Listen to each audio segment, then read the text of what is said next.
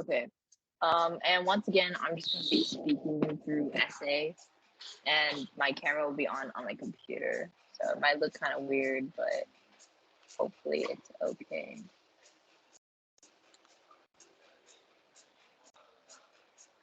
Okay.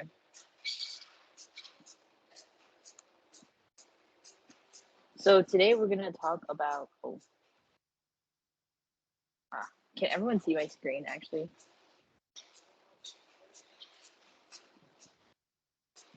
I see it. Yeah. great. Okay. So today we're gonna be talking about prepping and briefs. So, briefs are like just documents full of prep that's already done for you by other people. So they're usually like sold for money, right? And like former debaters or like debate coaches make them, and they're like sold online. And basically, it's like most of them are around like 100 or so pages, maybe a more, maybe less, like 20 pages more or less. But it's just a lot of prep, so they have a lot of evidence or cards, and like there's topic analysis by like former debaters and like really good debaters. They talk about what they think about this topic, what might be important, um the framework of the topic and things like that. And they also, so they give evidence, they have like evidence for both pro and con contentions, and also cards for rebuttals for the topics. And I'll show you a little bit later after I get done with the slide. But as I said, briefs usually cost money, but you should never be paying for them because they're like 25, $30. You don't want to be that pay to play player. Instead, you can usually find ways to trade for them, or you might know someone who um, actually like already has it, and if you're good friends with them, they'll usually just give it to you. But on Reddit or like other places where a lot of debaters are, but usually you'll see it on Reddit. People will ask like trade for trade. So like, if you give me, I don't know, like your cases, I will give you this brief, right? So usually people never pay for it, and you should never pay for it either. Just try to find an alternative way to find briefs. But briefs aren't like really the best because they're very generic, right? If you think about it, almost everyone has access to this brief because everyone is trading each other for the brief, right? So if everyone has it, everyone knows the evidence in there. They know the problems with the evidence, but they also like have a general idea of what the evidence is, and they might even be using the same evidence. And then when that happens, you just have like the same quality of evidence as they do, and you can't really come up top. So it's always better to do your own research, because I would say briefs aren't helpful. They're like, I guess, best for like background information or like helping you generate ideas for contentions rather than actually giving you something that can win the round. Most of that comes from your own research, but this is like, in case you have like done zero prep for the entire week, it's like the day before the tournament, you're like, I had no case, I had nothing. That's when you might be using a brief. And then the two most popular briefs, they're just called champion briefs and victory briefs. These are the most popular, the most like famous ones that you'll see for a public forum debate. What is also helpful are the free topic breakdowns that you see on YouTube.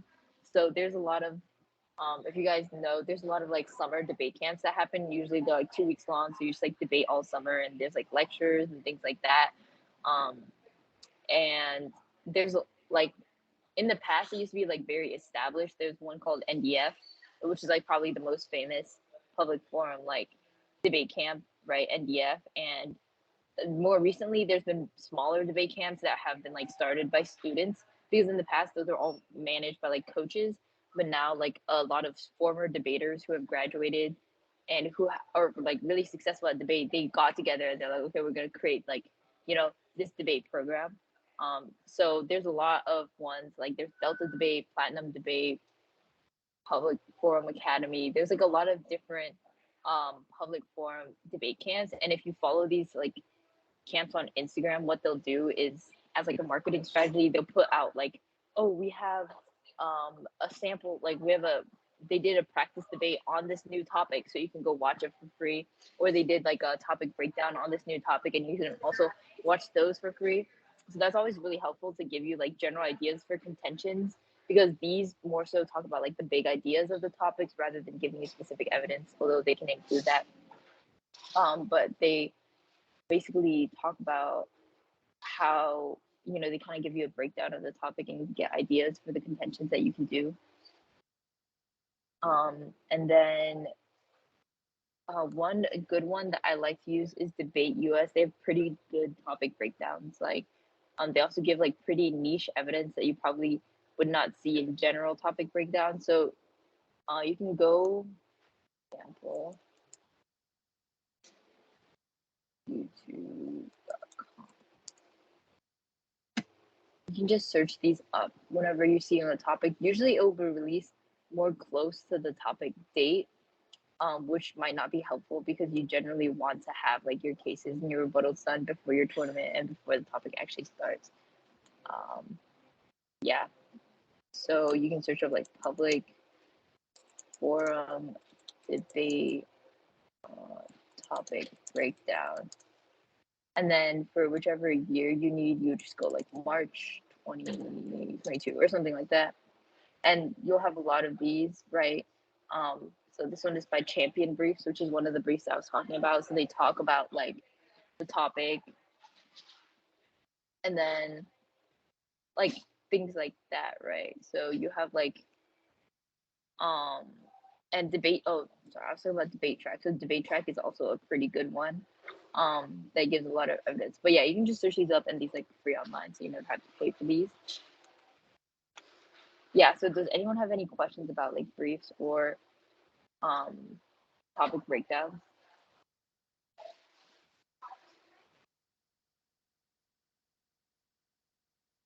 Okay, great. I also said I would show you the briefs. I almost forgot to do that. So let me show you Champion Briefs. So as I said before, right, I didn't have access to this and I didn't pay for it. So I just asked like some of the members on my team and they're like, yeah, I got you. And they sent it to me. So always make sure you're like asking people before you ever resort to buying it. That's like the last choice. You can see here, it's like 300 pages long. So it's pretty substantial. In the beginning, they will, so here's table of contents, right? So you usually get a topic analysis by like, these are like very famous, like in the debate community, like coaches and like former debaters who are really good, and they'll give a topic analysis. And then they have like usually some general information on the topic that like, defining the terms and like things like that, like give you a history. So for, this topic that they're talking about, which is the next June 2022 topic, the US should establish a comprehensive bilateral trade agreement with Taiwan. One of the potential arguments is like a Taiwan China war with the US, right? So it might give you a background of like China, Taiwan, and US relations. So that's kind of what's in the background information. And then you have like pro arguments, and then A2 just means like a response to, right, argument against. So this is pro responses to con arguments. So these are like, they give you a bunch of rebuttal cards against like things that they think people might run on the neg, and then you have neg arguments and neg rebuttals. So usually in the topic analyses, you'll like, I think these are actually overlooked, but they're one of the more useful parts of the briefs. It gives you a general idea of what's important on like the actual topic, right? So let's see. It gives you like some background, strategy considerations, right? And then like it kind of gives you like things that you have to consider other than just like the substantial debate and like your contentions, right? This talks about how, what is the actual trade mechanism, like the free trade agreement that will actually happen between US and Taiwan, right? So it kind of talks about like, um, although the US will, in the topic, by definition, if you're pro, you will say that yes, the US should establish comprehensive bilateral trade agreement. The problem is in PF, you have to prove which trade agreement that what would be or what kind of trade agreement. So that's what he's talking about. He's talking about how it's like really important to prove which type it is. Um, yeah, and then later on you'll also see, so here is where we get to the pro argument. So what it tells you, it kind of gives you like a summary of the argument, right? Taiwan relies heavily on China's economy, So a free trade agreement will help them, will like release them from such a dependence. And then the warrant is just the reasoning behind the argument, right? The free trade agreement facilitates more trade deals and will be beneficial for economic and geopolitical reasons. Then they give you the citation for their card, and then they quote the card, and then they highlight the parts that are important, right? So a US Taiwan FTA, which just stands for Free Trade Agreement, would facilitate further trade liberalization. It sets a precedent telling other countries to consider free trade agreements with Taiwan. And then it would like help economic and geopolitical considerations, right? And they don't just give you like one evidence for the argument, they have multiple different evidences that like kind of tell a whole story, right? So in the status quo, Taiwan is heavily connected to China's economy. Taiwan is like really strategically important to the US, and FTA is good for the economy. Yeah, and then they kind of like lay out the whole argument for you like that. And I'll be sending that to you guys a bit later, but I should leave that for now. So next we'll talk about prepping. So when you're at tournaments, right, it's always really nice. It's always important to be really nice to other people because you never know if they're like, you just don't recognize them, but they're like super good debaters that if you were friends with, that would really help you in debate, right? Or if they have like a lot of connections to other people, so you always make sure you want to be like nice to other people. You also don't want to like get a bad rep in general, right? People like debaters love to gossip. I'm gonna be honest. So if you have like a bad rep, you know that's also not good. And then if you're like nice to these people and you like talk to them, what you can do is form a prep group. And what a prep group is basically a bunch of debaters. They get together and every single like month, they share their prep with each other, whether that be their cases or their block files or other things. And sometimes there's stricter prep groups that like, you have to like submit an example of like your past prep to actually get in the prep group, right? And then once you're in, you're like required to submit X amount of prep like every single month or something like that, right? So there's stricter prep groups. There are also like ones that are just like, debaters, and these debaters are your friends, and you're like, hey, can you send me your case? Or like, can you tell me what your contentions ideas are?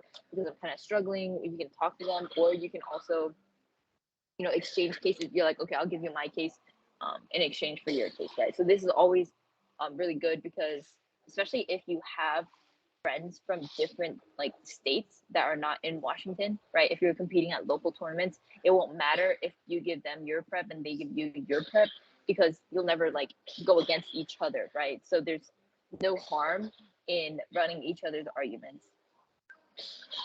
And then another tip I have is that when you lose to someone who's actually really good, that's actually the perfect time to suck up to them and make them like you, right? Because my friend Karina, this is a true story. So we were at a national tournament, like one of the national debate tournaments, and then they lost to like this team from, I forgot the school name, but they're like really good. Like everyone knew them and they're like really high ranked in the nation, right? And then although they lost, Karina was like really nice to them. She was just like, oh my God, you guys are like so good. Like it's so cool. Can you actually like, send us those evidence or like things like that? And she was like really nice to them. And in the future, they also like sent her, their evidence. So it's like the perfect time because they just beat you. They, I don't know, feel bad for you or they feel like friendly to you because they don't see you as a threat or they aren't mad at you for like beating them, right? So that's why it's the perfect time to like be nice to them. Then they'll like be nice to you in return and you can get their prep. And if they're really good, that can be some really good prep. Or you can always like do practice debates with each other and like learn from each other.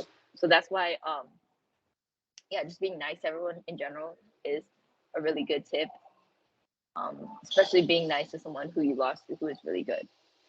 And then finally, at these tournaments, a lot of the time they will release pairings. So they'll release who you're going against like 30 minutes before the actual round, right? So you kind of have some time because you know who you're going to go against. And generally, and most of the national circuit tournaments and in the locals too, you can see who these people have gone against previously, right?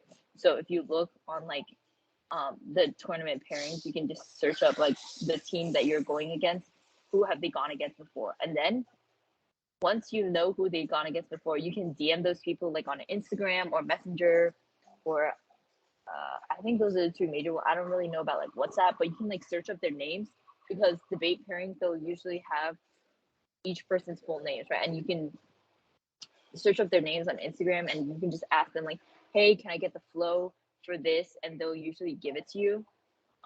So I can show you an example if my computer will load.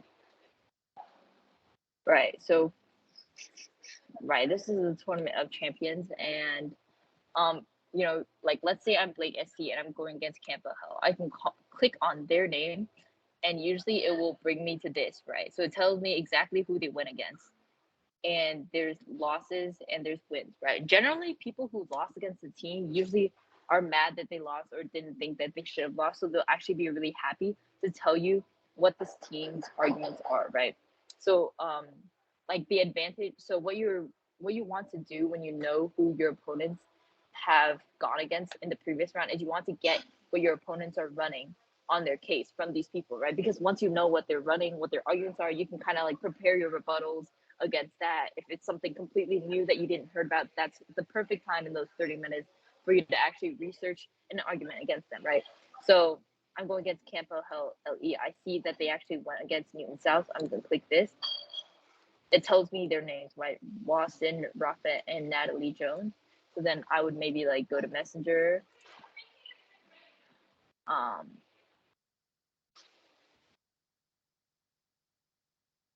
And I would like search their name.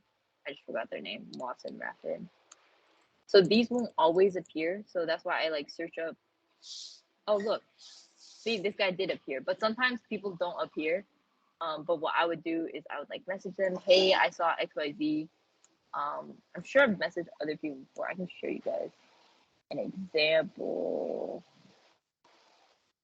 Okay, but what I usually send is I would be like, hey, do you have the flow for Campbell TS when you hit them in round one?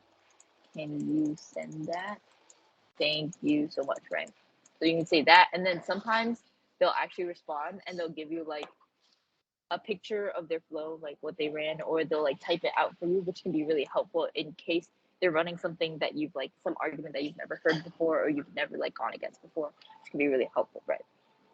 So you don't have to only use like Messenger or Instagram. I'm sure there might be like other things you can do, but this is what I've been using. And don't be scared to ask people because at worst they don't respond to you or they say no, right? But it's not like they really care. It's just like, okay, you asked, but like, so what, right? At best, they actually respond to you, and then you actually know what your opponents are running. Just make sure that you're like returning the favor to those who have helped you before. So if that guy actually like sent me their flows and he ever asked me for someone else's flows, I'd probably give it to them, right? Unless it's like someone on my own team, then I would say, okay, they're from my school, I can't send that to you. But yeah, does anyone have any questions on like prepping or briefs or like topic breakdowns?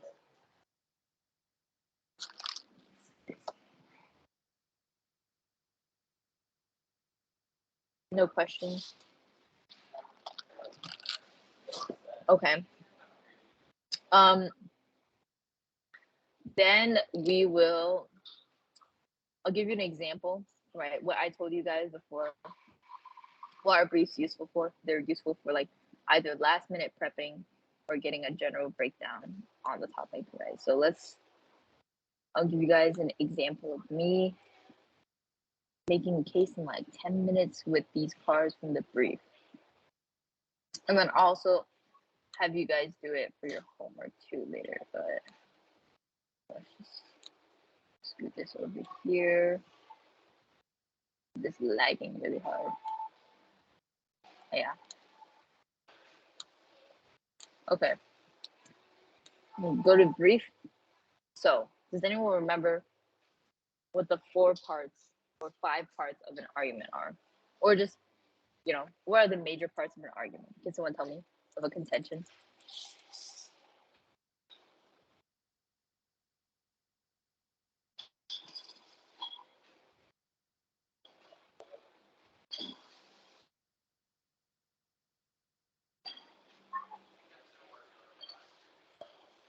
You guys remember?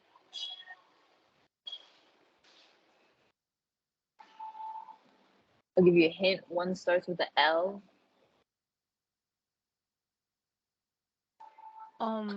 Link. Yeah, really great. Okay, link. D-Link. D-Link. Okay. So D-Link is actually a rebuttal, but yeah. What else? Yes. Sorry, what did you say? Uniqueness. Yeah, perfect. Uniqueness. All right. What else is there? Impact. Impact. Yeah, very good. Okay. And there's two more.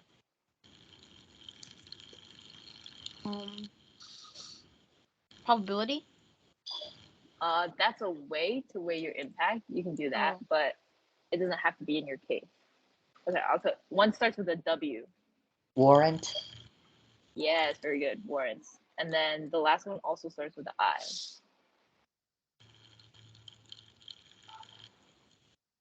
Remember? IMPL. Importance. No. Implication. Okay. So Okay. uniqueness, right? It's what is going on right now that we need to fix slash we don't need to fix, right? So if you're on the pro, you would say, okay, everything is really bad in the status quo for XYZ reasons. That's why we need to fix it. The uniqueness of the neg is, oh, the world is perfect right now. We shouldn't do anything, right? So that's the idea of the neg. Or the world is getting even better right now. Once you do something, we'll break that trend of like everything getting better, right? The link is the connection between your argument and your impact, right? So this is like, for example, if my link was, if my contention name was like, let's say it's trade, right?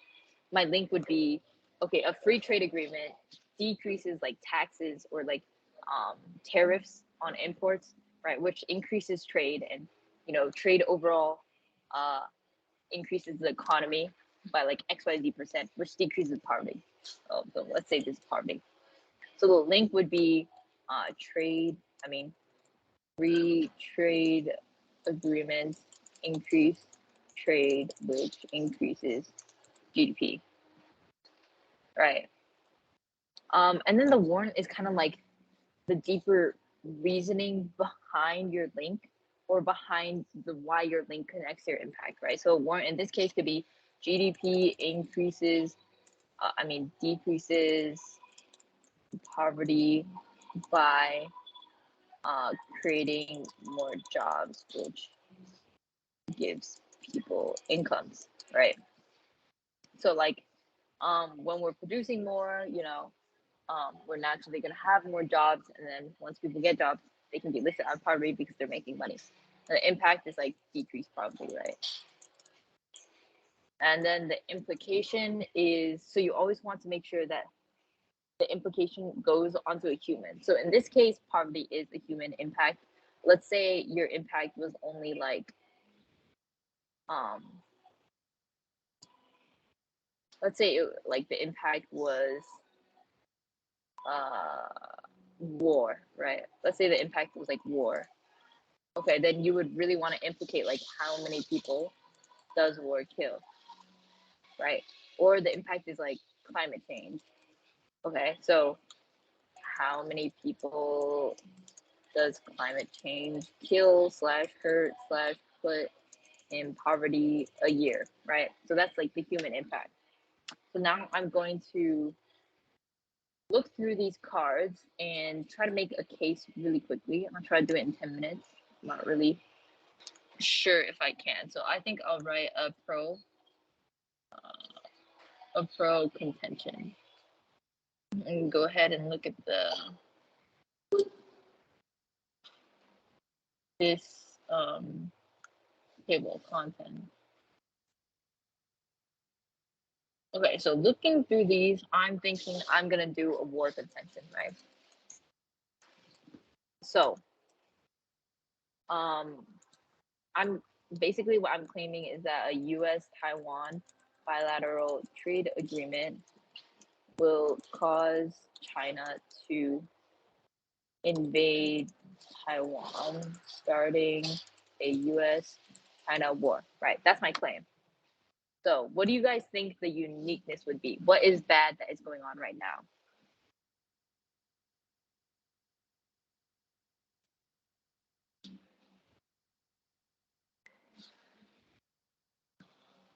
Um, so uniqueness is like what we need to fix right now. Yeah. So what is the problem? The problem probably that China will invade Taiwan if like the US does have a bilateral trade agreement. Okay, that's Well, my claim, but you're really close. that means Taiwan will become a part of China. Or no, Right. Yeah. yeah. So the problem right now is that China wants to invade Taiwan, right? That's my uniqueness, right? Because if we don't do anything, wait, sorry, I did this wrong. We'll stop China from invading.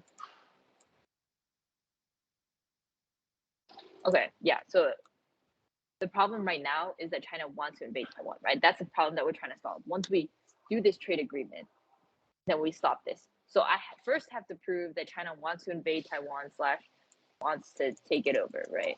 Because if that weren't true, then there's no problem. Then there's not really a reason for the bilateral trade agreement, right? So uniqueness is what is the problem right now? What is causing this problem that you need to stop? Okay, what is my link? Why do you guys think that perhaps a trade agreement can stop China from invading Taiwan?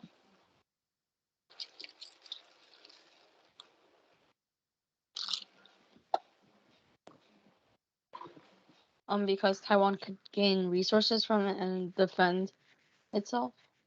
Yeah, okay, Taiwan gets resources from US. Do we know any other reasons? What do we think, guys?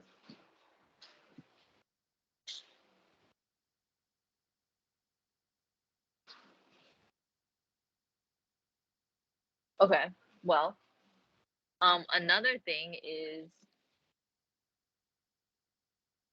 second, zoom in on this. Okay, another thing is that uh, Taiwan is currently reliant on China trade agreement stops, right? So, um, right now, a lot of like Taiwanese exports go to China, right? And also, um, a lot of Chinese exports go to Taiwan, and like Taiwan also does a lot of their like manufacturing in China because it's like cheaper there versus in Taiwan, right? So if China were like to take advantage of that, they could like pressure Taiwan, like, okay, if you don't like say that you're part of China and like rejoin China, I'm gonna like stop taking Taiwanese like exports, or like I'm gonna kick all of your companies out of China, right? They could do things like that, which then China would like, you know, want to then Taiwan would want to join China, right? But if the US were to be like, no, we'll buy all of your exports, don't even worry about China, then Taiwan wouldn't be incentivized to join China, right?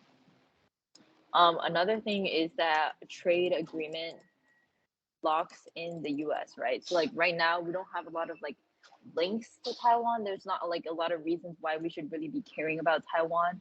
But you know, adding this trade agreement might be another reason why we like care about Taiwan. It's like, oh, you know, we trade with Taiwan. They're like an important trading partner. We should protect them from China. So then they're like incentivized, right? Another one could be deterrence, right? So China's like, oh, Taiwan US relations are really good. If I were to invade, maybe the US would actually strike me. So I don't want to invade, right? So that's what deterrence is. Deterrence is just scaring off your opponent before they do anything. Okay. Okay. What would be an impact of a US China war, guys? Save lives. Exactly, right? You're going to save lives. And you don't really need an implication here because war usually like implicates like death, right?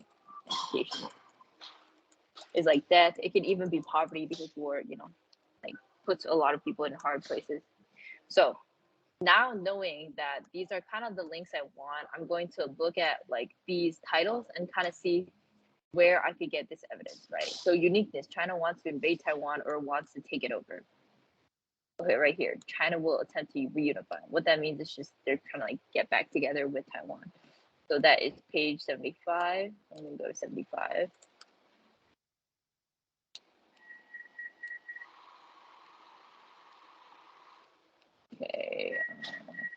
Right. See, this it says one, Taiwan should be a policy priority because of China's intent to unify and aggressiveness. Let's see.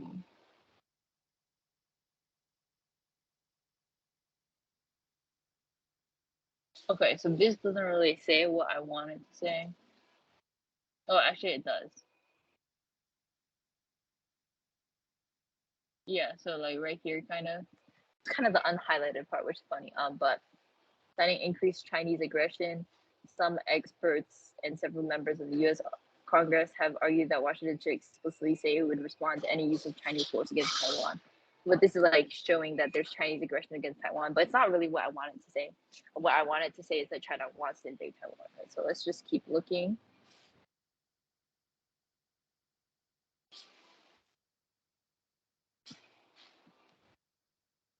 Okay, see, it didn't really give me what I want. So let me just say China invade. Oh, okay.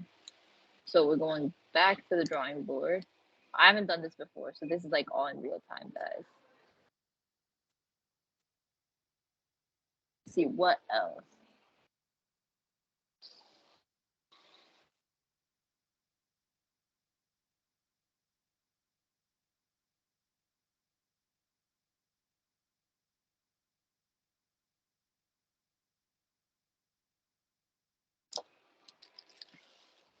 Uh,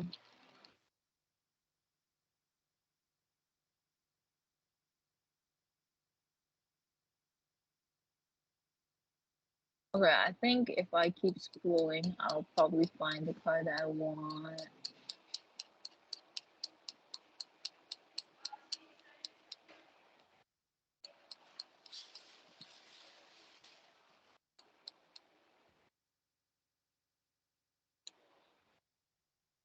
Sometimes there's like some good stuff in the background information too.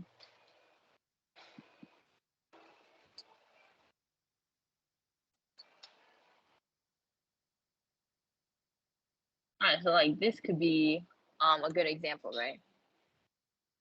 So China has been building up military in South China Sea, which is near Taiwan. It's kind of like the sea that kind of surrounds Taiwan, right? And that proves, right? So currently, China is building up military capabilities to invade Taiwan. And in debate, we kind of make a lot of inferences. You know, this is a big inference. Okay, they're making like this. Does that mean they're going to invade? I'm not sure. So I don't know what the source is. It doesn't really say here, but usually it will give it. I'll just say like China 21 finds that China has fully militarized 3 islands in the South China Sea with missile systems and fighter jets, threatening all nations nearby, right? So I'm kind of saying that, like, okay, they have a bunch of weapons, you know, they're trying to invade. Okay, the link. So any of these links will work for me. So let's go back to this pro argument, right? Let's see. Dependence on China leads to stability risk, right? Like, so right now we're depending on China. So let's go to 88, page 88. Right here, right? So, oh, right here, warrants, right? China has been the main trading partner for Taiwan.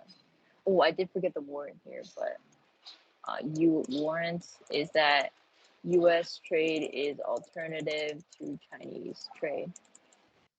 So my link, right? China is the main trading partner.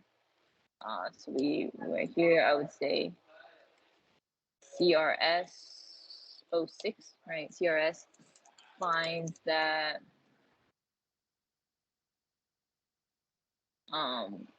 Taiwan's main trading partner is China and can impact policy deliberations in Taipei, which is just Taiwan's capital, right? So this just shows that, like, you know, Taiwan's main trading partner is China, and it can impact policy deliberations if China leverages its economic power over Taiwan.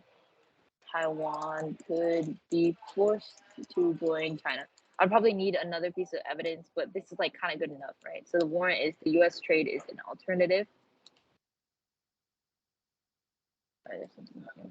Okay, so I would take like this, right? And this would be Heritage 22.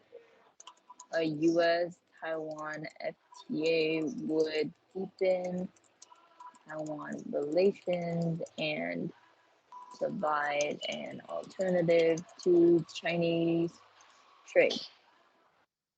Simple. Okay. Impact saving lives. I would just need to like find a war. There's Control F war. Maybe it'll show up. Oh, okay. It is loading.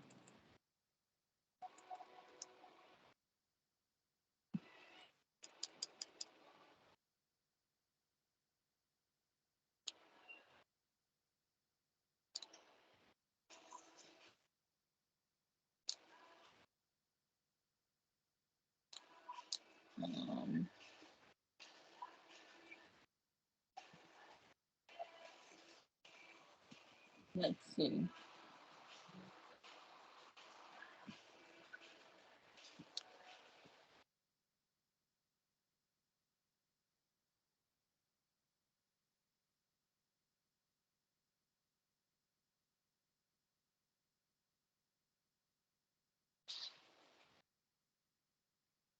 Not right here, right? So, this just says like China is a lot stronger than Taiwan. So I would do CFR 21 finds that China's defense spending is 15 times of Taiwan's and could completely, defeat Taiwan absent US support. There we go. And then I don't know if there's like a death. Like I'll just write death.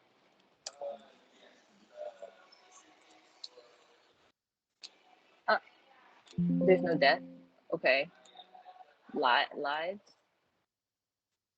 Okay. There's none, but usually like this is pretty easy. How many people would die if China invaded Taiwan? Like some of these are pretty easy searches. Oh look, 240,000 casualties. So like under here, I'd write 240,000 people would die in China Taiwan war. All right, so there you go. I wrote a contention. I was like, I don't know, 14 minutes maybe. Not horrible, not great, but you can see how like easy it can be once you have kind of like ideas and evidence that is already here. So I think was it Ethan? I think Ethan was the only one here for the topic breakdown, right? Did any of you guys do you guys remember what the topic is? And like this topic, the US should. Did I ever talk about that with you guys? I think you did. I'm not sure. What about Ethan and Tyler? Do you guys remember what I said about it? No, I don't think I got a breakdown. Okay. I don't Um, remember either. Yeah, that's fine. I don't think you guys were here for that, but basically, let me just define some key terms and set you guys in the right path, right? So the US should establish a comprehensive bilateral trade agreement with Taiwan. So we all know what US and Taiwan is. Comprehensive, right? The definition is just something that like includes all parts of something. So comprehensive trade agreement would probably be like trade for everything, like agriculture, technology. I don't know, like what else you can trade, like food, construction materials, other things like that, right? So comprehensive just means everything.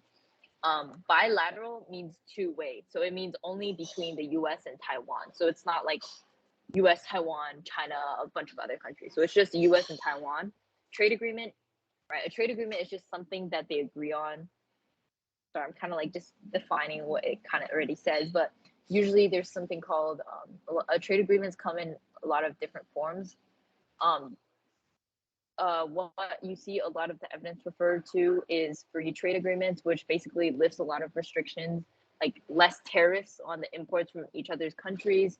So that means like the government taxes these goods less, so the prices are like cheaper when you import it into other countries, right? Which makes people want to buy it more, so that increases trade.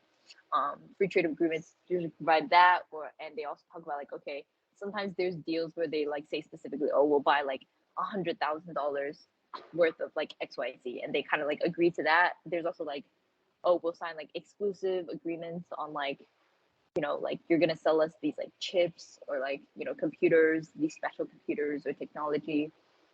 But free trade agreements can come in a lot of different ways. But like I think a general consensus is that it usually removes barriers like tariffs or like they allow certain goods to come in. Like for example, Taiwan right now actually bans U.S. pork and beef because they have this like hormone. I don't know if it's a hormone, but there's this drug that the U.S. uses in the pork and the beef that they don't allow to be used in Taiwan. So Taiwan isn't allowing this U.S. pork and beef to come in. So a trade agreement might lift those restrictions. But anyway, so basically it would lift restrictions like that and allow most things to come in. Um, and some more background is, U.S., China, and Taiwan have always wanted to like.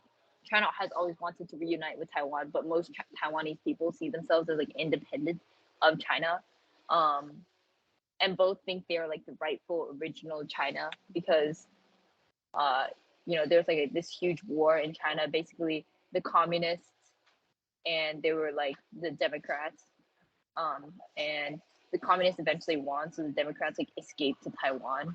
So those like Chinese people just escaped to Taiwan, and they called themselves like the Republic of China, right? And then the communists just took over China, and they're like, yes, this is the real China. That's why they're beefing with each other. Um, and so a lot of the main arguments on this is probably going to surround war since that is the biggest impact. So it's going to be like, this trade agreement will either make China angry. It's seeing that like the US is becoming really close with Taiwan.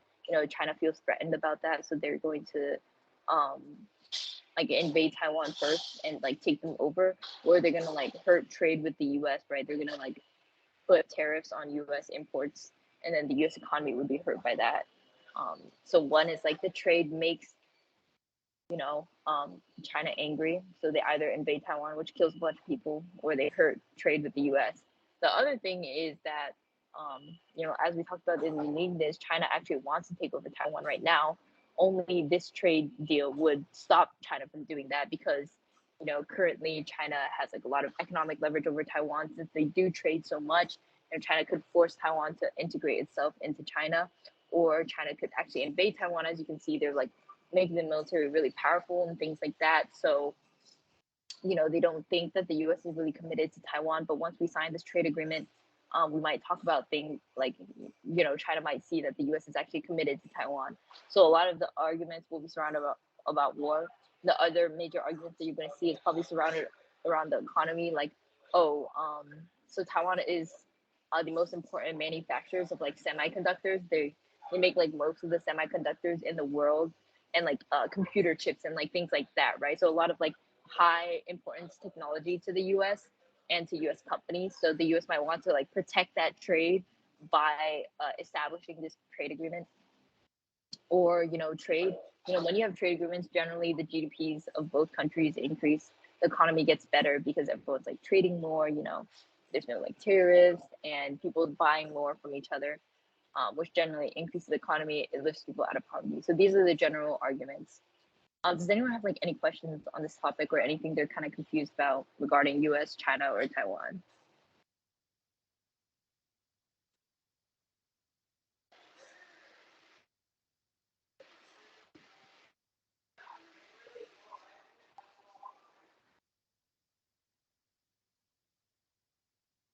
Okay, well, I'll take that as a no. Let me. So what I want you guys to do by next week. So you can just like send it to me whenever you're done in the Teams chat, or you can just send it to me next week during next week's meeting. I want you guys to write a con contention, right? On this topic, and you can do like anything you want. You can make it about war, you can make it about poverty. You don't even have to use this evidence, but you can if you want to, right? It's there for you. It will make it a lot easier, I think.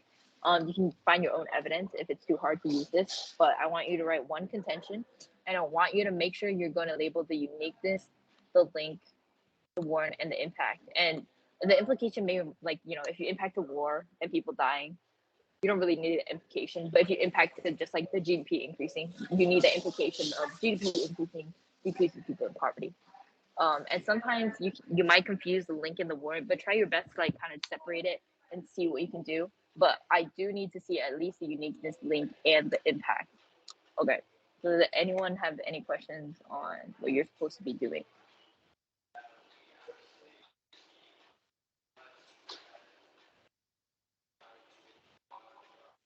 Okay. Well, I'll take that as a no.